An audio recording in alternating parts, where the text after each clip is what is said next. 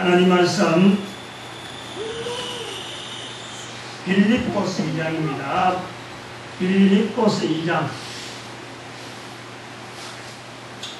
빌립보서 2장 3절 4절 말씀 다 같이 합독합니다. 아무 일에든지 다툼이나 허용으로 하지 말고 오직 겸손한 마음으로 각각 자기보다 남을 낮게 여기고 각각 자기 일을 돌아볼 뿐더러 또한 각각 다른 사람의 일을 돌아봐 나의 기쁨을 충만케 하라. 아멘. 베드로전서 5장입니다.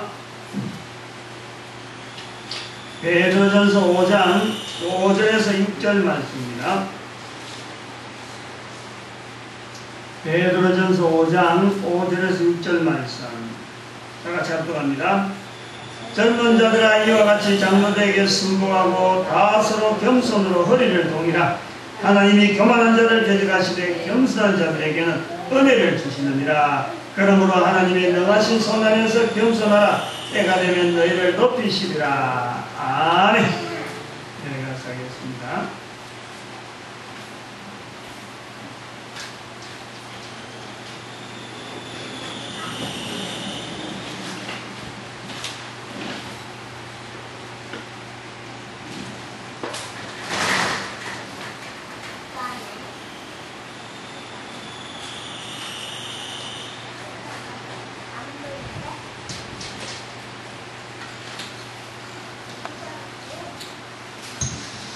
아, 60선 선고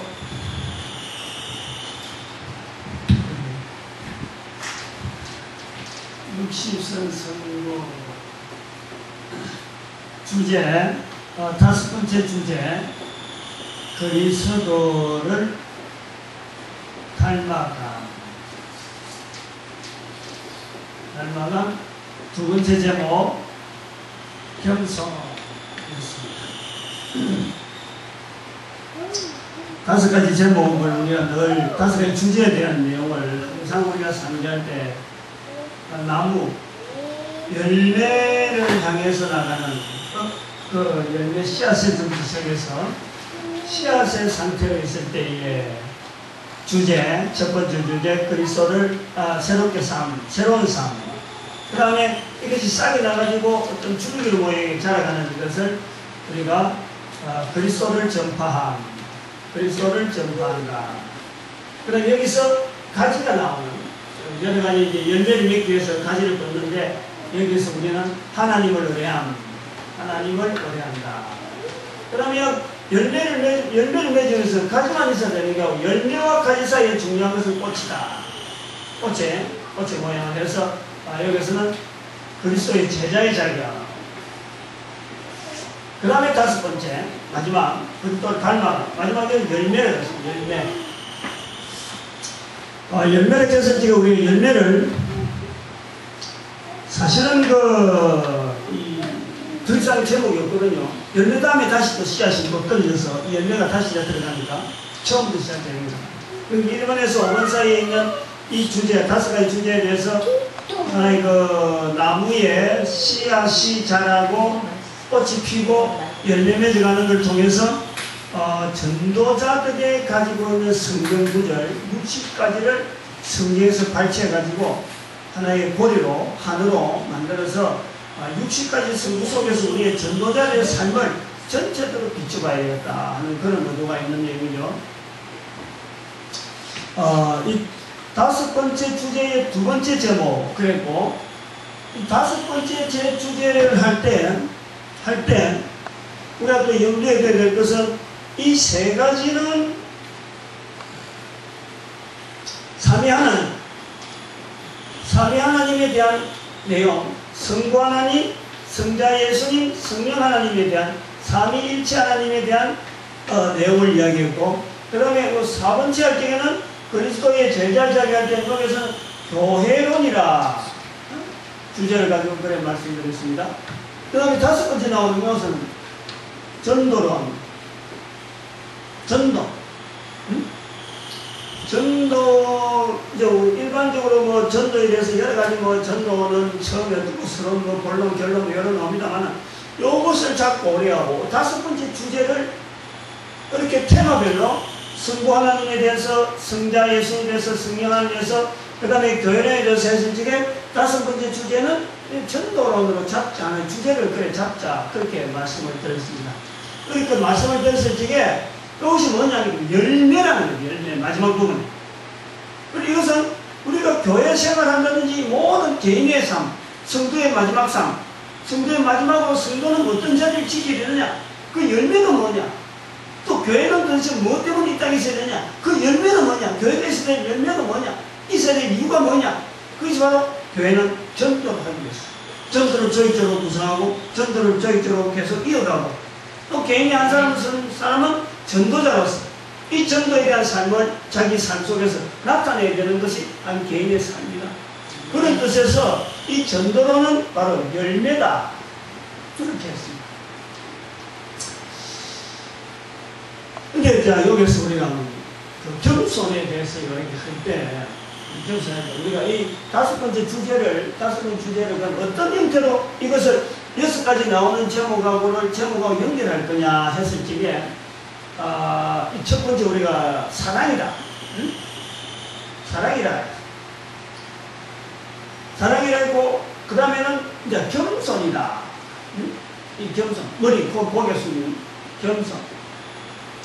그 다음에 나오는 것이 순결이다. 손, 사람의 모양, 순결.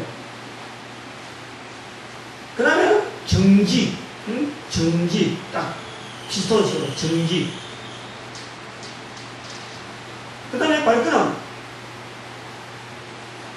여기서 믿음. 이 발끈을 긋고 나면 반드시 흔적이 남는데, 이게 선행. 이렇게 해서 우리가 6가지 주제 제목에 대해서 다섯 번째 주제가 사람의 모양으로 그를 길을 긋고 서가 있는 것이 아니고 길을 긋고 가고 있는 형상에 또 선행이 주어지는 이런 모습을 보면서 위에 부분은 세 가지를, 또 어렵게 있는 세 가지를 우리가 성부 하나님이 사랑을 가지신 하나님, 그 하나님의 사랑을 나타내시려고 하는 그 예수님의 모습을 우리는 머리의 모양으로 나타내고, 그 하나님의 사랑, 가슴의 사랑, 머리에 들어있는 그 겸손하신 예수 그리스도를 드러내는 그 손 모양, 움직이는 것, 소위 말 활동하는 활동의 영역을 우리는 성령님의 순결한 모습. 그래서 성삼위 하나님에 대한 이 비춰지는 그 어떤 사역이나 어떤 그 모습에서 그걸 우리 인간이 받아내는 그 인간의 전도자 되어지고, 교회는 전도를 하면서 교회가 전도를 가지고 조직을 하고 할 때 그 성부 하나님, 성자 예수님, 성령 하나님에 대한 그 사역 자체를 그 전도 현장에 그대로 비추고 가는 그 모습을 지금 여기, 아까 여기 전체 주제에서도 성삼위 하나님에 대한 주제가 이렇게 나오지만, 전도론을 했을 적에 전도론은 철저하게 내 모습이 아니고 내가 하는 것이 아니고 성령 하나님께서 주관하여 주시는 한 인격체, 그 인격체 움직임, 그걸 움직이게 하는 그 성령님의 역사, 저희 말하면 성령님의 역사를 그대로 그림으로 이제 그려내는 거지, 뭐 이렇게 해냈다고 뭐 교과서가 있는 것도 아니고, 교재 자체를 전도론을 했을 적에 이렇게 한번 그림을 가지면서 하나의 이미지를 그렇게 만들면 좋겠다, 그렇게 제안하는 겁니다. 성삼위 하나님의 세 분의 하나님에 대한 것을 위쪽에 드러내면서, 그래서 그것을 몸으로 나타내는 모습이 우리 사람의 모습으로 성령 하나님의 그 모습, 다리 모양, 그래서 위에 있는 사랑을 그대로 정직하게 사람의 형체에서 움직이는 그 발걸음에 딱 드러내는 그런 그 형상에서, 정직과 믿음과 선행은 사람이 성부 하나님, 성자 예수님, 성령 하나님이 주체가 되어지는 그것을 전도자가 밖으로 드러내면서 활동하게 될 때에 드러나는 모습이 정직한 모습, 믿음의 모습, 선행의 모습이다 하는 그런 어떤 이 사람의 형태를 통해서 다섯 번째 주제를 하나하나 제목마다 6가지 만들 때, 그것을 가지고 하나는 하나님에 대한, 하나님 우리 인간이 비추는 그런 형태로 지금 이 비춰보는 내용으로 지금 드러내고 있는 겁니다. 여기 이제 우리가 삶의 형태, 삶의 형태에서 이게 열매라는 열매, 열매적인 인간의 완벽한, 인간의 관계가 열매니까 하나의 그 씨앗으로서 완전한 열매가, 완전한 삶이 바로 열매를 얻는 게라고 볼 때, 이 전도자라고 하는, 이 전도라고 하는 이 주제는 개인은 인격적으로 이 완전한 상태로 나가는 거고, 교회는 그것이 완전한 형태로 되어지는 거고, 이 교회가 나가는 이 먼 미래적으로 교회가 왜 있으냐, 인간이 왜 있으냐 하는 궁극적인 유도, 하나님의 그 사랑을, 하나님의 사랑과 예수 그리스도를 나타내려고 성령님이 함께 하신 것을 끝까지 지속시키고 하는 통로가 이 전도라고 하는 이 구조를 갖고 우리가 가능한 하나의 형태를 가능하게 만드는 그런 내용이다. 그렇게 보려고 하는 겁니다. 그리고 또 하나가 우리가 지난번에 또 설명한 것이 요 세 가지의 이 모양을 또 다르게 그리면 요 안에 들어가는 이 부분들, 요 안에 겹치는 부분들은 안에 속에서 내재하고 있는 이것이 우리 열매의 모양이라, 열매의 모양, 뭐 열매의 형태, 이제 형태적으로 열매라 그래야지 우리가 어떤 형태의 열매일까 할 때 구조적으로는 성부, 성자, 성령 하나님이 안에 내재적으로 존속해 있으면서 여기에 예수 그리스도의 십자가 중심이 딱 되어지고, 제일 성부, 성자, 성령 하나님이 내재적으로 존속되면서 십자가로서 이 결속이 되어지고, 그 다음에는 여기에 우리가 되는 믿음이라든지 밖에 드러나는 것, 선행이라든지 뭐 정직이라든지 하는 이 외적인 외피적인 그런 열매의 외피적인 모습이 바로 인간이 걸어가고 있는 이 형태의 모습에서 우리가 기존의 일반적인 열매도 우리가 이 내적인 부분과 외적인 부분 설명을 할 수 있는, 그러니까 열매라고 할지 하나의 열매 형태는 뭐 공통적으로 열어보자. 그런데 그걸 사람의 형태로 볼 때는 상하로 나눠서 이렇게 열매 모양의 우리의 삶의 모양을 한번 그려보자. 그런 내용으로 6가지의 제목, 5번째 주제의 6가지 제목의 모양을 한번 요 형태로 지금 설명을 해달라고 있는 겁니다. 오늘의 제목은 바로 이 두 번째가 되는 겸손인데, 저는 이 겸손에 대해서 참 5번째 제목 주제에 6가지 제목이 사실은 어려워요. 왜 어렵느냐? 왜 어렵겠어요? 왜 어렵냐면 첫 번째 어려운 이유는 뭐냐니까, 제가 볼 때는 그래요. 아까도 말씀드렸지만 이게 열매란 말이에요. 열매. 그러면은 나무라든지 어떤 씨앗에 어떤 식물의 열매 같으면은 분해가지고, 요거는 요런 거이다, 저건 요렇다, 요 구성은 요런 데서 필요하다 하고 설명이 될 수 있는데, 인격체의 열매라는 것은 이게 완전한 삶이거든, 완전한 삶. 근데 완전한 삶을 산 사람이 있나? 그게 아무도 없는 거지. 아무도 없는 거지. 그 열매를 가는 이유가, 어려운 이유가 바로 그거란 말이야.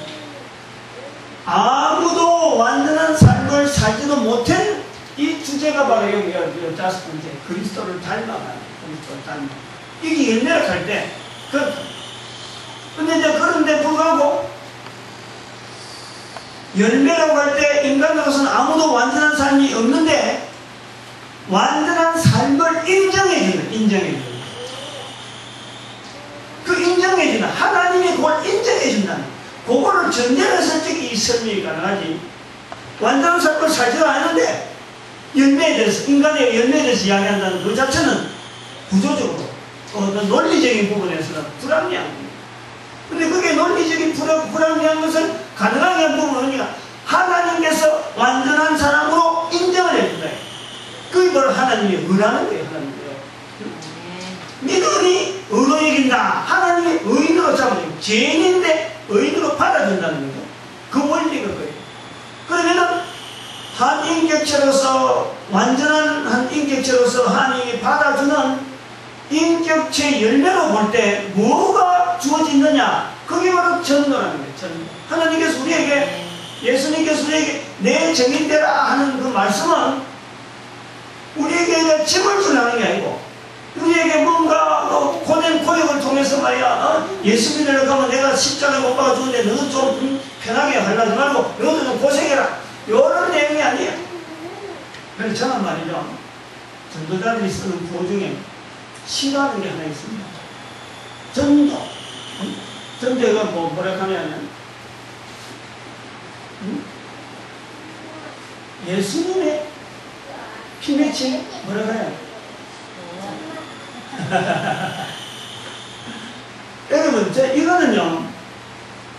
이거는 감성적인 이야기지. 뭐 한마디 구호로서 뭐 할 수 있는 말이지만 바른 표현이 아닙니다. 예수님의 피 맺힌 소원이 아니에요. 우리 인간들에게 어마어마한 축복에 어마어마한 근세를 지금 주는 게 바로 전도랍니다. 다시 하는 말은 아까도 말했지만 인간이 완전한 인격체가 없어요. 완전한 열매라고 내놓을 수 있는 인간이 아무도 없습니다. 그런데 내 정인 되라 하는 그에서 정인의 자리를 사는 자로 하여금 하나님께서 완전한 삶이라고 인정을 해주겠다는 거예요. 그렇게 받아들입니다. 전혀 내입니까? 예수님의 피 묻힌 소원, 예수님이 무슨 소원이 있어요? 예수님이 그렇게 소원하는 거 아니에요. 하나님이 소원한다고 볼 수 있어요. 하나님이 소원하는 것은 뭐냐니까 바로 모든 사람이 구원 얻기를 바랍니다. 그건 하나님의 소원. 예수님은 아까 말했지만 겸손한 거예요. 겸손. 지금 이제 설명이 들어가는 거예요. 겸손. 왜 위의 부분에 성자 예수님께서 겸손하냐? 지난주도 말씀했습니다만 겸손한 자다. 요한복음에 있는 걸 우리가 결쳐서 겸손한 어떤 왕의 입성을 갖고 스가랴 9장 9절에 있는 말씀을 갖고 했습니다만, 저는 이 겸손이라는 말이 어렵다 하는 걸 생각하면서 어떻게 설명하냐 그렇게 했어요. 근데 그 성전실에 선풍기가 돌아가요. 선풍기 돌아가는데 지금은 선풍기 돌아간다고 해서 움직이는 거 있잖아요. 근데 종이가 선풍기 이런 하다가 종이가 일렁 이러는 거예요. 종이가 저기 딱 붙여난 종이거든. 스카타입으로 딱 붙여나니까 이 바람에 보니까 일렁 하는 거예요. 그래서 내가 이제 그걸 많이 지금 보고 있는 거예요. 선풍기도 돌아오고. 이 도대체 겸손을 어떻게 설명하냐? 그런데 그 선풍기를 생각하면서, 아니 저 선풍기가 바람을 일으키려면 지가 있는 자리에서 똑같은 모양으로 도는 거 아니에요? 계속 도는 거 아니에요? 자기 있는 자리에서. 지금은 전체 움직이면서 날개 자체는 저기 딱 축에 들어가고 있는 자리에서 계속 돌아가는 거예요. 사람이 말이죠.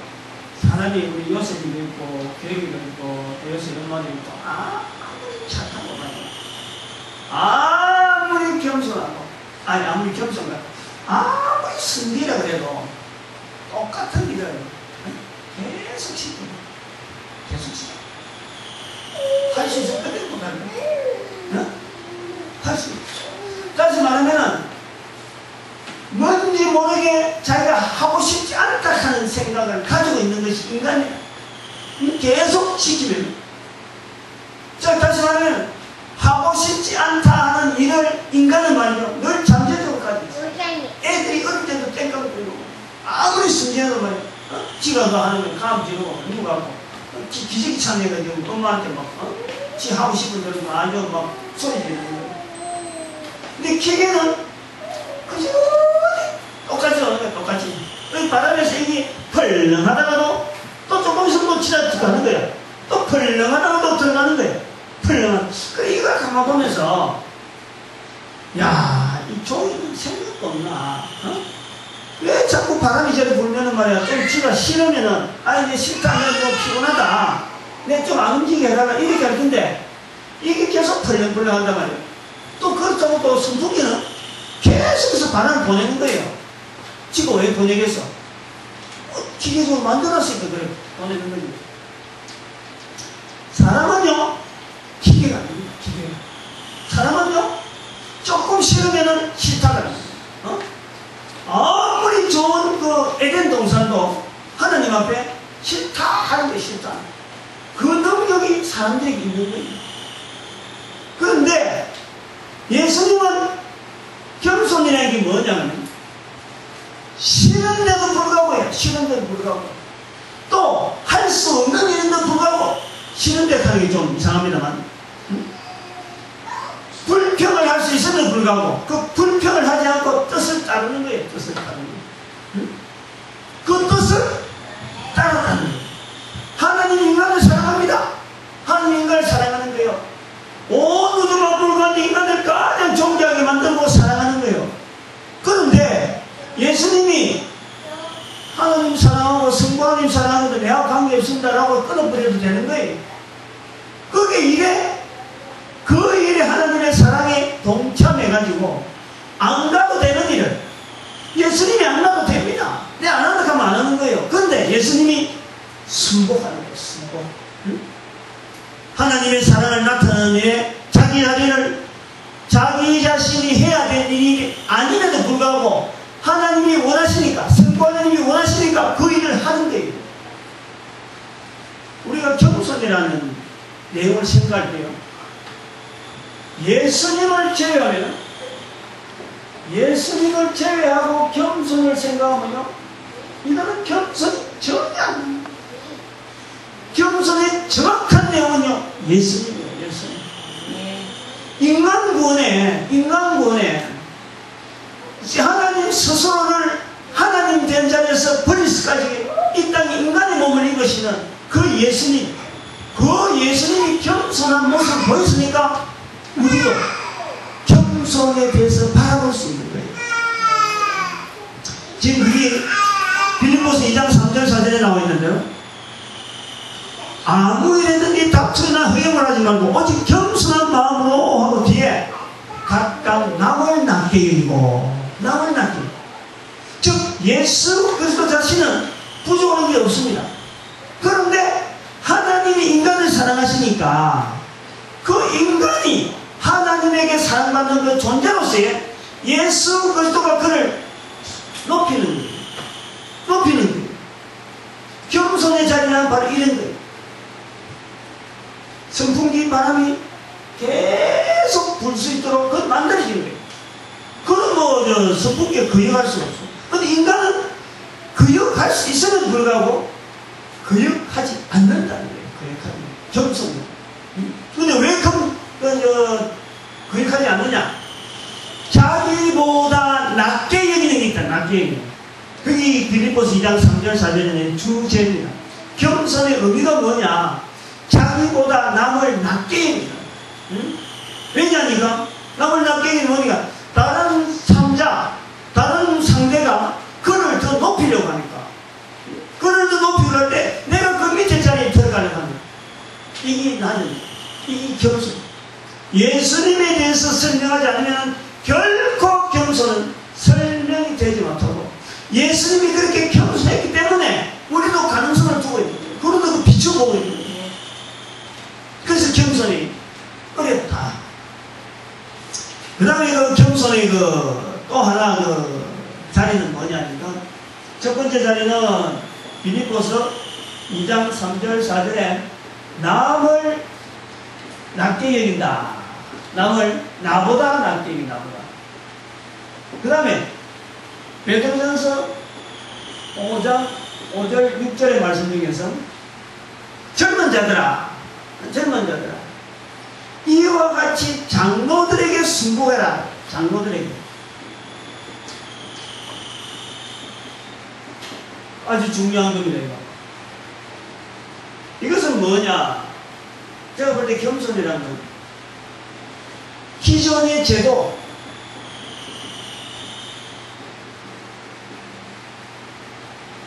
일단 뭘 인정을 해요.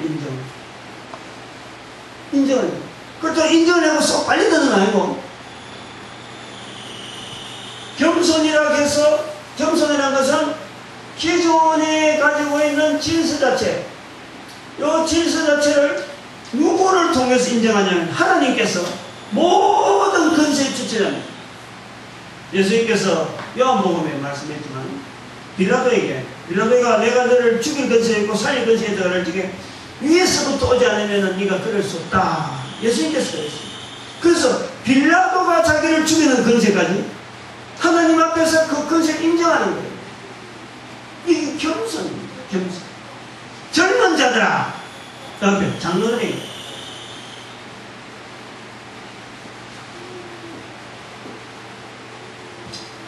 힘이 있어요. 젊은 자들 힘이 있어요. 얼마든지 젊은 자들의 사고방식이나 젊은들의 가치관을 가지고 지금 기업하려면 얼마나 힘이 있습니다. 얼마나 할 수 있어요. 이번에 6월 선거가 아마 그런 식입니다. 젊은 세대가 선거에 많이 동참하니까 지금 국회에서 지금 막 젊은 분들이 막 일어나가지고 지금 전체를 다 쇄신하려는 그런 움직임입니다. 젊은이들은 반드시 힘이 있어요. 뭐든지 하나 번복하라고 가능합니다. 그런데 겸손은 첫 번째는 기존의 질서를 일단 인정하고, 질서라는 것은 되어지는 것은 하나의 문화입니다. 그 문화 속에서 내가 접근해가지고 그 문화를 내가 딱 가로막아가지고 확 뒤집는 것은 결코 옳은 자세가 아닙니다. 일단 그 문화 속에서 빠져있는 근본적으로 하나님을 인정하는 자리, 근세에 대한 하나님을 인정하는 자리를 바로 세워야 되고, 그 다음에는 이거는 말이죠. 베드로서 5장 5절에 6절에 했으니까 능하신 손입니다. 능하신 손. 능하신 손 아래서 겸손하라. 능하신 손. 이 성령님의 일이에요. 성령님.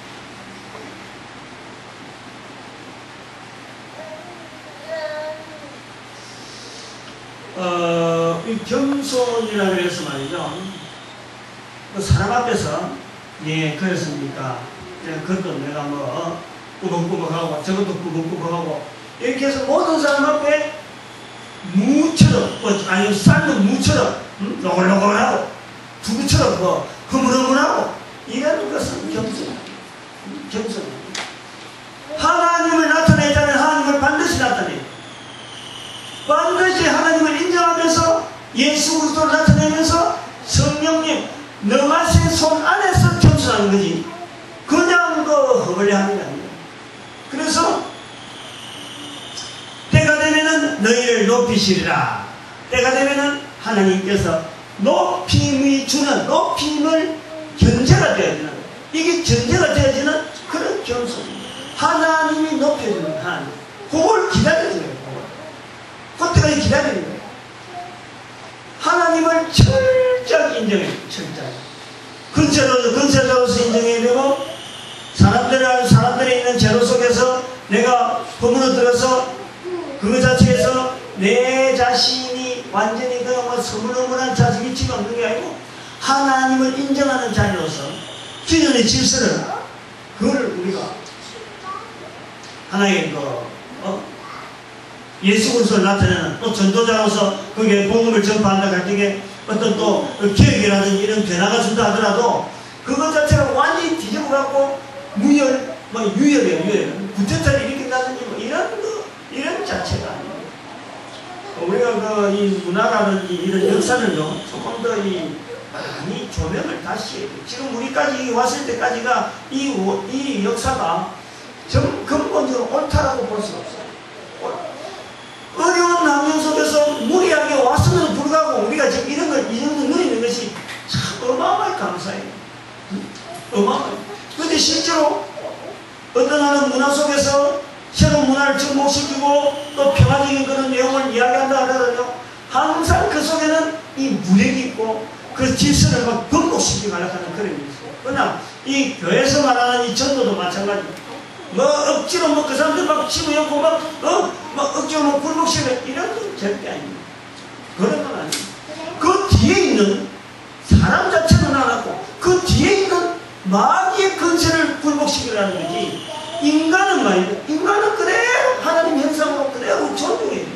아무리 우리한테 악하다더라도 그 사람을 겸손에 대해서 우리 인정해야 돼요.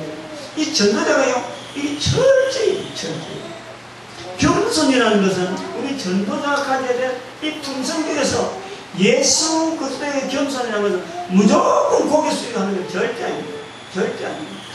빌라도가 자기를 죽이는 자리에서도 그냥 뭐 내가 죽인 것 같다고 그냥 가는 게 아니라 그 자리에서도 하나님을 나타냅니다. 위에서 안 죽이는 거 없다. 그러면서도 죽는 자리에 들어가는 거예요. 이게 말이 쉬운 거죠. 말은 쉽지, 말은. 저도 목사니까 말은 쉽지. 근데 실제로 그 상황이 들어가면 머리가 복잡하고 손이 후두르 떨리고 목이 굽고요. 말이 지도 안 놉니다. 이 훈련이 필요한 거예요. 이런 훈련 속에 우리가 자꾸 들어가고 하나하나 예수님의 겸손이고 여기 지금은 안 되는데 또 한 번 해보면 되고 또 두 번째는 또 더 심한 거 오면 또 안 돼요. 또 비슷한 거 오면 또 넘어가요. 끝에 넘어가요. 이런 식으로 하다가 우리가 더 큰 일을 만날 때 밀고 나간다는 거예요. 오늘 겸손에 대한 중요한 내용은 그래요. 남을 낮게 여기라. 남을 낮게 여기는 힘. 거기 겸손해 줄 수 있는 힘이고, 그 다음에 겸손이라는 것은 철저하게 일단 제도, 환경, 그것 자체를 인정하는데, 그냥 인정하는 게 아니고, 하나님을 인정하면서 그 자리를 받아들입니다. 그게 베드로전서 5장에 있는 겸손에 대한 내용이고, 빌립보서 2장에 있는 겸손은 바로 남을 낮게 여기는. 그게 이제 아무 일이든지 하고 들어가는데, 이제 이것이 좀 연결되면은 조금, 설명이 있는 그런 내용은 되겠지만 시간이 좀 됐으니까 그냥 빌립보서 2장에 있는 말씀은 남을 낮게 여기는 것이 겸손, 할 수 있는 자기의 동기, 내가 아니야. 내가 겸손의 것은 내가 뭐 겸손해지고 뭐 이런 게 아니야. 남을 낮게 여기는 그 자세가, 그것이 주어질 때고, 그 다음에 겸손은 베드로전서 5장에 있는 겸손은 바로 기존의 질서 중에서도 그냥 무조건 고개 숙이는 게 아니고 하나님을 인정하면서 고개 숙이는, 하나님 인정한 자리에서 고개 빠딱 펴들고 분명히 이야기해줘야 돼요. 무조건 물에 묻한들 술에 숫한들 하면서 넘어가는 그런 겸손이 아니라 예수님의 겸손 외에는요, 이 세상에 완벽한 겸손에 대한 설명을 할 수가 없습니다. 예수님. 그래서 저 그림을 요래 그려줄 적에 머리 부분에 예수님 이야기가 나왔단 말이죠. 적당한 표현이 아니겠느냐, 그래 보고 있어. 여기까지.